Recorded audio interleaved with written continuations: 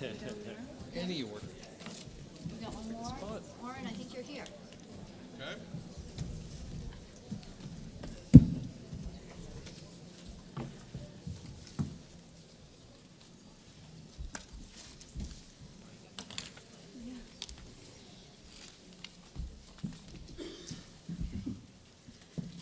I've been told we need to silence our cell phones. So first of all, thank you all for joining us today. This is the most exciting BEA that we've had. I think it is a remarkable time in our industry. And I am so excited to have you join us at the Future of Bricks and Mortar Retailers. This year at Retail's Big Show, the keynote from Rick Caruso, who is the founder of Caruso Affiliated, said, "We are part of the rebirth of brick and mortar retail. We are living in the moment of great change, surrounded by exciting technology. It's easy to get distracted by the relentless conversation around the internet versus bricks and mortar. But now more than ever, what we need to do is to focus on what has always been and will always be essential to the customer, creating an experience that's magical and memorable.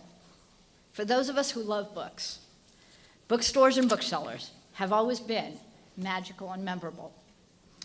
Today, we're going to talk to some great booksellers about creating great customer experiences and the future of brick and mortar retailing. Whether you are a retailer, an author, or a publisher, there are new ways to come at the business, and we hope to share some of those with you today. So let me introduce the panel. And we're going to start from my immediate left. So on my immediate left is a person who many of you will know, Oren Teicher. So Oren is the Chief Executive Officer of the American Booksellers Association, the National Trade Association for Independent Booksellers, and he has been working on behalf of independent bookstores for more than 20 years. Directly to his left is Michael Tamblyn. Michael is the president of Kobo, the global e-reading and device company that powers ebook retail for national bookstore chains and independents around the world. Before joining Kobo, he was founder and CEO of BookNet Canada.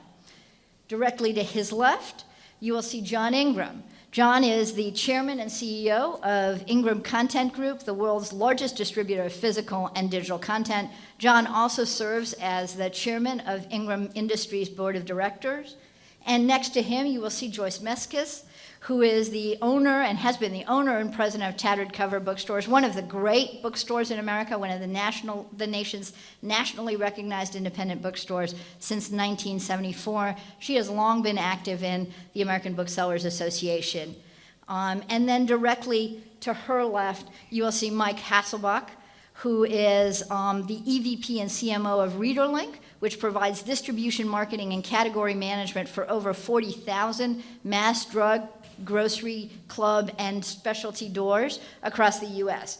Mike has been with Readerlink Levy Home Entertainment for 19 years, and before that was with American Greetings for 15 years. And I have to tell you, the thing that stood out in talking to Mike on the phone this week was his comment that he has a real passion for retailing. I think all of these people have a real passion for retail and a passion for book retailing specifically and what is the book.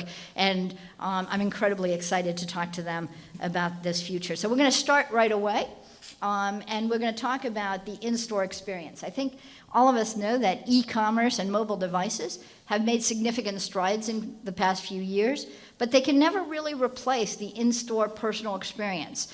So one of the questions I asked the panelists, and I put a long list of questions, we had to winnow them down, there were so many, I asked was, what are some really great examples of what you're doing or what you're seeing other people do with respect to enhancing the in-store shopping experience? And we are going to start directly to my left with Oren, so we're going to go right down this aisle. Good. Thanks, Dominique. Good afternoon. I think the first thing, and probably the most important thing I can say about independent retail in the book business, that not only are we still here, there are more of us here, and the resurgence in indie book selling is real.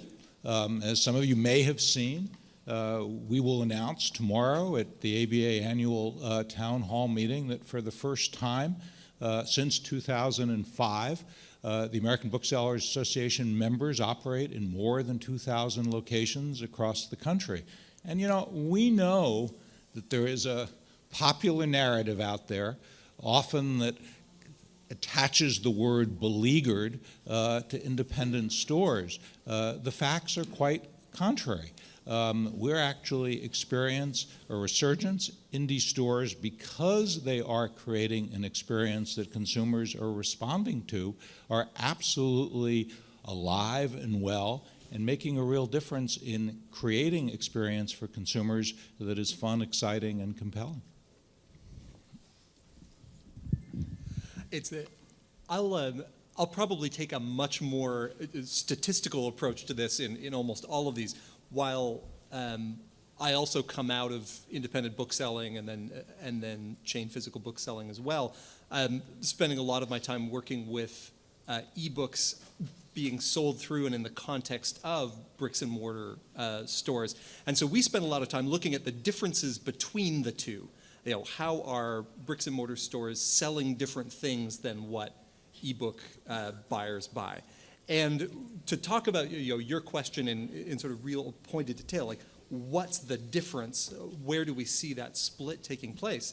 That idea of the true browsing experience, the lateral and random walk through a store that so many of us do to find the books that we love, still remains almost entirely a physical retail experience. And we see it in the data. We see that if people know what they want to buy, they're really good at buying them in digital.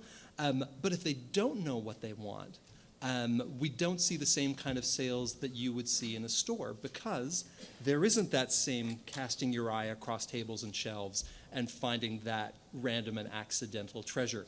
And while we're working like crazy to try and dream up things that will help to replicate that, we're nowhere near there. It is fundamentally a physical store experience. John, what are some great examples you're seeing? Oh, thank you. It makes me want to jump to some of the things we talked about, Dominique. I mean, to me, it's really about engaging community and about innovation. I mean, those are the key things. I mean, the days of just doing what you used to do and it being good enough doesn't work anymore. And we'll probably get into that a little bit later. Do you want me to get into it now, or do you want to? We'll later. Okay, well, we'll do that. We'll do that a little later. But I think those are, some of the things that you all are probably doing because you're still here. I think are some of the keys. But we'll let Joyce do something specific. We'll catch that later. Well, there certainly is a renaissance of spirit in the independent community, and as I look in the audience and see some of my fellow and brother and sister colleagues, it is certainly the case that everyone is working as hard as they possibly can to engage the customer. Not only once they come in the store with merchandising and events, but how do you get them into the store for that matter? And thinking about how we deal with the ebook phenomenon, which has leveled out, by the way, in terms of, at least in our experience, with respect to people using the devices and the absolutely increased incremental sales that we were seeing of a year or two or three or four ago. We have really seen it level out at this point. And people are back into the stores for the experience that they know and love. And as I think about what we can do for them to bring them back, as an example, it's hard to get a computer screen to pour a glass of wine for you when you come to our book happy hour at the Tattered Cover. It's hard during Book and Lovers Day to extend that rose into the hand of the customer who wants to give something special to a loved one, for example. It's hard to have your child engaged with others in their jammies on family-friendly Friday nights uh,